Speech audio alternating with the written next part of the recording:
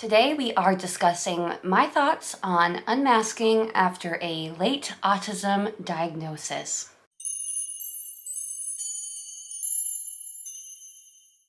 Hi friends, my name is Claire and this is my channel, Woodshed Theory. Here I make content about what it is like to live as an adult on the autism spectrum and whatever else feels good to me, so if that sounds good to you, or if you're feeling particularly gracious today, and I hope that you are, please go ahead and click the subscribe button, ring the bell. I almost forgot to mention that I put out videos 3 times a week. Click the like, click the like. I'm just laughing a little bit during my intro because, and it's completely fine. Please leave comments. I love feedback, but somebody commented, "Quit singing, please." And my response is, I can't stop, won't stop. It just made me laugh. Today's topic is difficult for me, and I think you can tell that because I'm wearing my glasses, and sometimes when I'm feeling a little vulnerable or naked, I put my glasses on and it provides like a barrier. I don't have to be afraid because I have all my friends with me. Pool noodle, fish I'm babysitting, rabbit skillet. My thoughts on unmasking after a late autism diagnosis. I have written down some thoughts on it, but this is a tough one for me because my first thought is I have no thoughts at all. And if you have a guide to unmasking after a late autism diagnosis that is step-by-step, that is easy to follow, please send it to me because it is not an easy topic. My first thought is I have no thoughts. I'm really trying to figure it out still, what that looks like. I'm trying to figure out what unmasking is as a late diagnosed autistic person. I feel that, like many things, the further away I am from diagnosis, the easier it gets. No, that's not what I mean. The further away I get from diagnosis, the more I understand myself, the more I'm able to self-reflect and find more of an answer for how does one unmask after 30 some years of not being diagnosed. 31, I believe it was. So it's been 3 years since my diagnosis, and look at me. I live a pretty quiet life. I tend to like solitude because it gives me more of an opportunity to self-reflect and gives less opportunity for overstimulation, but maybe doesn't help as much in answering the question of how to unmask if I'm not really around people. Because why are we masking? We're masking to be accepted by other people. We're putting on a front, whether we realize it or not, to fit in better, to be less autistic to the untrained eye. See, I'm like, I love doing these hard topics for me though, because even though I feel vulnerable, I know that the feedback that I get from everyone in our community is that it helps more than the kind of non-vulnerable topics. These are the things that we really struggle with and we should be talking about. So for me, the thought of unmasking goes a lot deeper than the neurotypical advice I think most of us hear, and that is just be yourself. I feel like when I was a young person, I was always oscillating between being myself and wearing my mask around other people. For example, I would wear a mask at school and be this wonderful, well-behaved student. And by the time I got home, I couldn't hold the mask up anymore and would become a nightmare for my mother to deal with, because I spent all this time like trying to be what was expected of me, and then by the time I got home I just couldn't hold that up anymore. I like the way I put it in my notes. I would unravel at home. The mask would unravel at home. I would also change masks trying to fit into different social groups. I was trying to infiltrate different groups, and to do that I would wear what they wore, say what they said, copy what they did, mirroring what they were doing so that I would fit in with them. The times where I felt like I was being the most true to myself throughout those younger years, the most authentic piece of myself, I was always labeled as too much, too intense, drama queen, too weird, different. Oh, you're so Claire, as if to say, you're just so unique, you're you. And I hated that. And I wanted to just be accepted and included. So I learned to mask. Maybe not on purpose, but I knew at a base level that who I was as myself wasn't the person that I needed to be to fit in, move ahead, have friends, and I would just be the person that I needed to be in any given situation. And I would mask. I think eventually I did, especially in high school, start to lean into the weird label, the different label, the nerd label, because I was so used to getting that. But that didn't stop me from trying to be all things to all people and trying to fit in by masking my autistic traits. I would always go back to masking because I really just wanted to be accepted and fit in. I really wanted to have neurotypical friends. Is that how I want to say it? Because I look back now and I know I had neurodivergent friends. That's where I fit in the best, and that was where I was my weird self. But I was always trying to infiltrate groups where I didn't think the people in those groups were weird like me. So I had like my group of obviously now neurodiverse friends, but I always wanted to, for example, be popular. So I decided I was going to be a cheerleader, and I auditioned, tried out. First year, didn't make it, had a meltdown.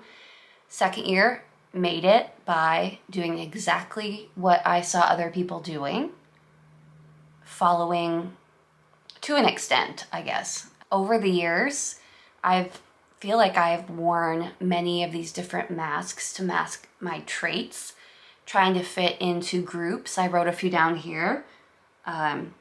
Cheerleader, alternative girl, punk rocker, tried, failed. Theater kid, which was a little bit easier because most creatives, choir kids, band kids, anything creative, that is somewhere I felt a little bit more comfortable, but still masking. Academic, professional business lady. I mean, I could probably go on, but finding these masks to wear, personas to take on, to, fit in and do better in society. I think of something that was told to me during a training at one of my jobs where we were told to, kind of leave ourselves at the door, anything that we're going through, and kind of just put it down And when we get into the workplace, pick up your work persona where you're focused on doing what you need to be doing. And I remember thinking, I already do that just to function. This is pre-diagnosis. And I thought it was interesting that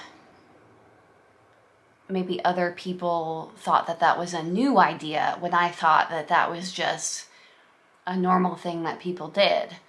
I mean, I would struggle to keep my private life out of my work life because to me it's like all one and the same, but I was trying to be that professional person, which I can be, but trying to put on that mask so that I was appropriate.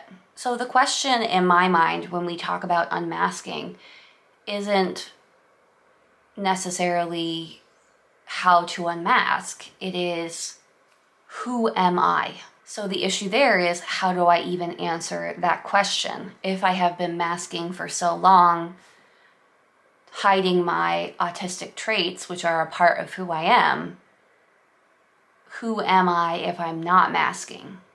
And that is a very difficult question when you go through a late diagnosis. I wrote down here, how can I be myself if I've always pretended to be someone else? And I'm not sure I have an answer for you for this video.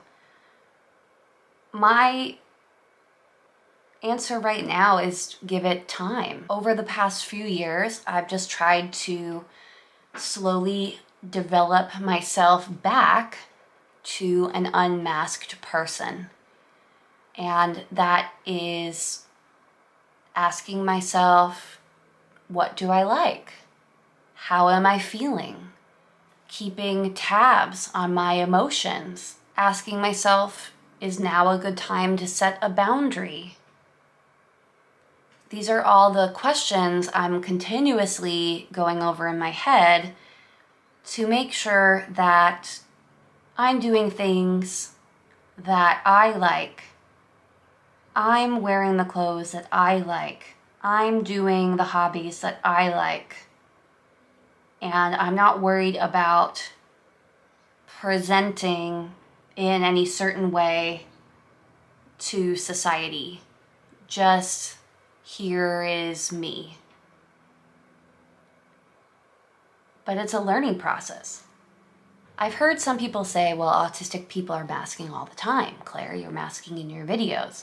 But I'm trying really hard to be open and honest and not mask. Do I think I do to an extent?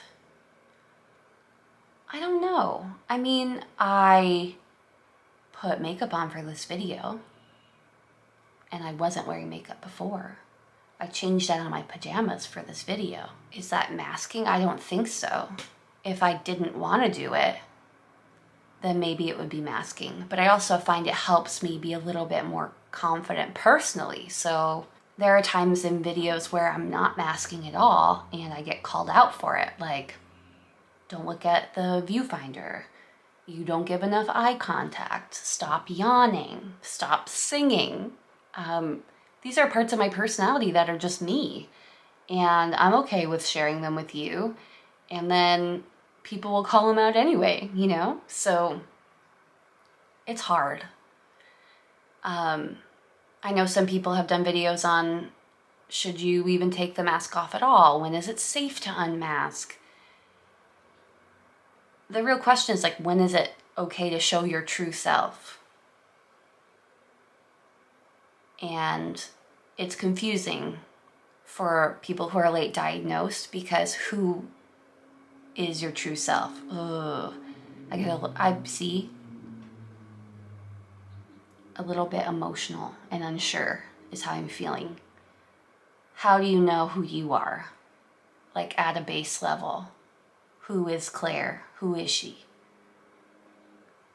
I think the thing that has helped me the most is just becoming comfortable with not knowing. Because I used to feel like, I know who I am. I know exactly who I am. But that's not necessarily true. I feel now I know who I am more than I've ever known. I have my identity more figured out than I ever have. But what does it mean to unmask? How to unmask? How to have what to say to get people to understand how to unmask?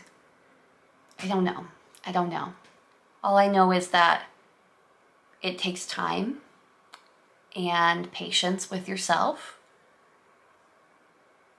And it has to be on your own agenda. It can't be forced by anyone else. You need to feel ready to be yourself and to present as yourself and not somebody else. And I think that looks different for everybody. It's hard. There's no real answer. And I know maybe it's a little weird to make a video talking about something that I don't have a quick, 3 steps to unmask, 3 steps to being your own person. I wanted to make this video so that I could share with you and you can know that you're not alone in feeling lost through the process, because I feel lost through the process. But the good news is I do feel better about myself now than I've ever felt about myself. I feel more confident about who I am internally than I've ever felt. To the extent where as I mentioned, I read these comments about things I should change and not do, or this annoys me, or don't do that, or whatever. And I'm not as worried about them because I'm just going to be me. I'm just going to keep doing what I'm doing, share with the world what it looks like to be on the spectrum as an adult, a late diagnosed adult, and keep focusing on that, and that's going to have to be okay. That is unmasking for me, doing my own thing. I would love to hear your thoughts. I know that this was amalgamous. I know that this wasn't, as I mentioned, 1, 2, 3 things that you could do. It's not a guidebook to unmasking, but I just want to talk about it. And I'd love to hear your thoughts in the comments. Everyone always has such amazing thoughts. And some of you are earlier in your journey than I am, and some of you are much farther along. And everyone sharing really helps us figure it out more. So thank you for listening. Thank you for watching. I hope you have a great weekend. I've got a lot planned, so I'm trying to just about that. I will see you next time. Bye.